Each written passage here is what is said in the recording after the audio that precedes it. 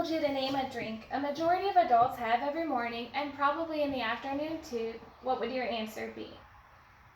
Maybe we need to narrow it down a little bit more to a drink that can be enjoyed hot or cold and even in desserts too. If you were thinking coffee, then you are right, and that is exactly what I'm going to talk to you about today. Since I enjoy coffee so much and didn't know a lot about it, I decided to research coffee. Specifically today, I will discuss a brief origin of coffee, how it is grown and processed, and some interesting facts about it. First, let's talk about when coffee went from being just some beans to the extraordinary drink that we know today.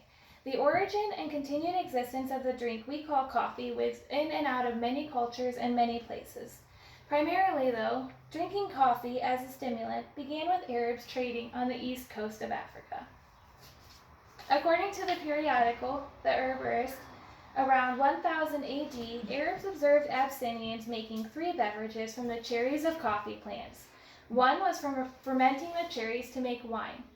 The other 2 were from drying the seeds and either immersing them into water whole or crushing them and then immersing them into water. Now you might consider the Abyssinians to be the true heroes of our coffee story, but it was the Arabs who realized how valuable coffee was, traced it back to Ethiopia, and perfected the art of a hot cup of coffee.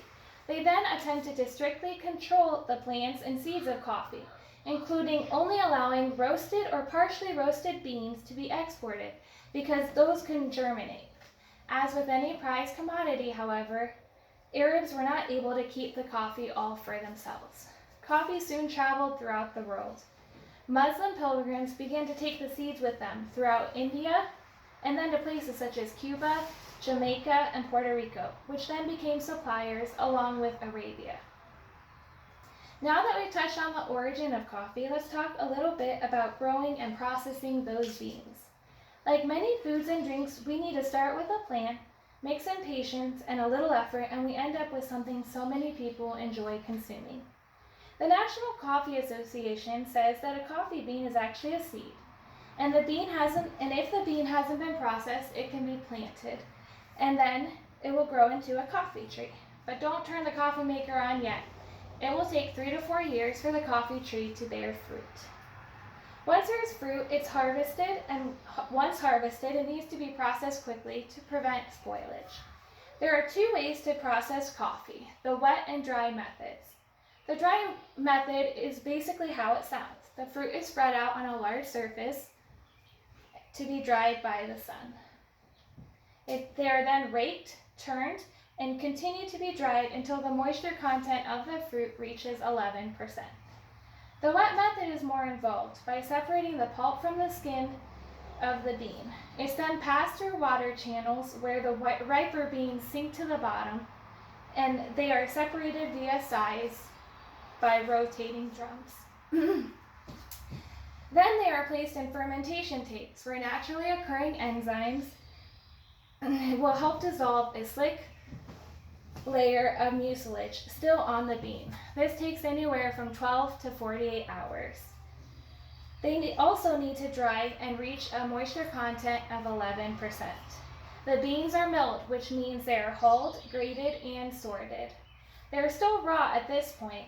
They are exported and tasted several times by professionals and then finally roasted to an internal temp of 400 degrees and ready to be made into coffee. Now that we know a little more about the where, when, and how, we are going to talk about some fascinating coffee facts.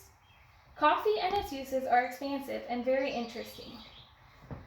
For example, according to Discover magazine, Americans probably like their coffee. They spend $40 billion on coffee each year. Ever heard the term coffee breath? Well, that's not a bad thing. One study showed that adding ground coffee to saliva prevented the growth of bacteria that causes halitosis, or bad breath. Coffee has some amazing health benefits too.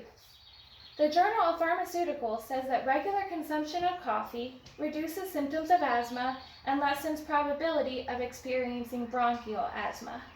In coffee drinkers, there is a significantly reduced risk of type 2 diabetes.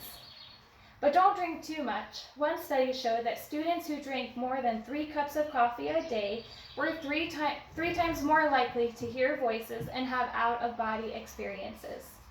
Now, before you go running for a cup of coffee to keep you awake while I talk, I'd like to conclude my speech.